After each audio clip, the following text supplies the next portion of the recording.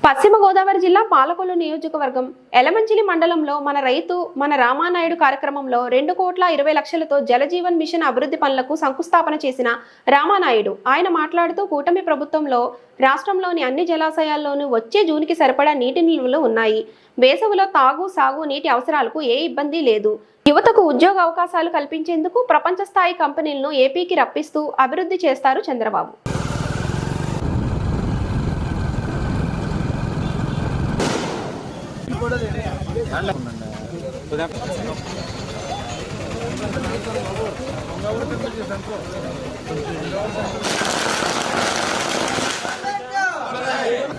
బాబా side కొనా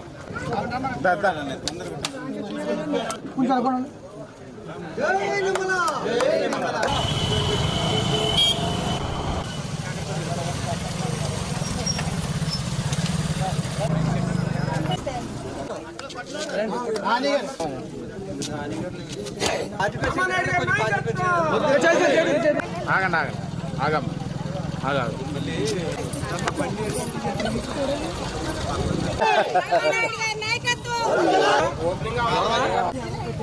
sir మీరు అండి మీరు పక్క ఉండండి చిన్నగారు కొద్దిగా చిన్నగా చూడండి ఆయన తెచ్చా ఓకే సార్ ఓకే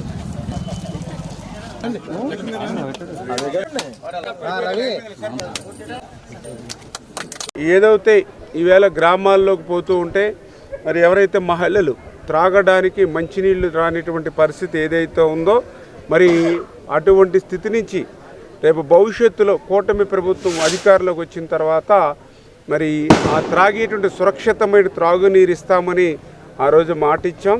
ఇచ్చినటువంటి మాటకు కట్టుబడి పాలకొల్లు నియోజకవర్గంలో సురక్షిత త్రాగునీరు నిమిత్తం అంటే ఇంటింటికి కుళాయి కానీ ఫిల్టర్ బెడ్లు కానీ సంపులు కానీ ఓహెచ్ఆర్ల నిమిత్తం దగ్గర మరి 80 కోట్ల రూపాయలు మన నియోజకవర్గంలో కేవలం సురక్షిత త్రాగునీరు ఇవ్వడానికి మనం నిధులు కేటాయింపు చేసి వేళ శంకుస్థాపనలు చేసుకుంటూ వస్తూ ఉన్నాం.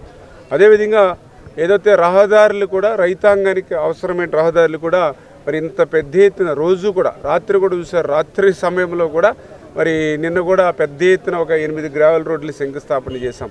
ఇట్లా ప్రతిరోజు ప్రతి నిత్యము కూడా ఈ పెద్ద ఎత్తున రైతాంగానికి మహిళలకు మరి ఇంత పెద్ద ఎత్తున నిధులు కేటాయించి ఈవేళ పనిచేస్తుంది తెలుగుదేశం జనసేన బీజేపీ ప్రభుత్వం అని చెప్పి తెలియజేసుకుంటూ మరి ఇప్పటికీ మన రైతు మన రామానాయుడు కార్యక్రమంలో భాగంగా రైతాంగానికి 42 కోట్ల రూపాయలు మరి ఇప్పటి వరకు కూడా మరి రోడ్ల నిమిత్తం శంకుస్థాపనలు చేశామని అంటే ఎంత పెద్ద ఎత్తున మరి ఈవేళ రైతాంగానికి ప్రభుత్వం సేవ చేస్తుంది అనేది ఇదే పెద్ద ఉదాహరణ. అందులోనూ కూడా ఈవేళ మీరు చూస్తారు ఏదైతే ఏటుగట్టు పక్కన ఉన్నాం. ఇప్పుడు ఏటుగట్టు పనులు కూడా మీరందరూ కూడా చూస్తూ ఉన్నారు. మరి గతంలో ఏదే గోదావరికి వరదలు వచ్చినప్పుడు రాత్రులు అర్ధరాత్రి సమయాన్ని మనమే ట్రాక్టర్ల మీద మట్టి తెచ్చుకుని మనమే సంచులు తెచ్చుకుని యువత అంతా కూడా రాత్రులంతా కూడా నిద్రాహారాలు మానేసి ఈ ఏటుగట్టుని బస్తాలు కట్టి కాపాడుకునేటువంటి పరిస్థితి.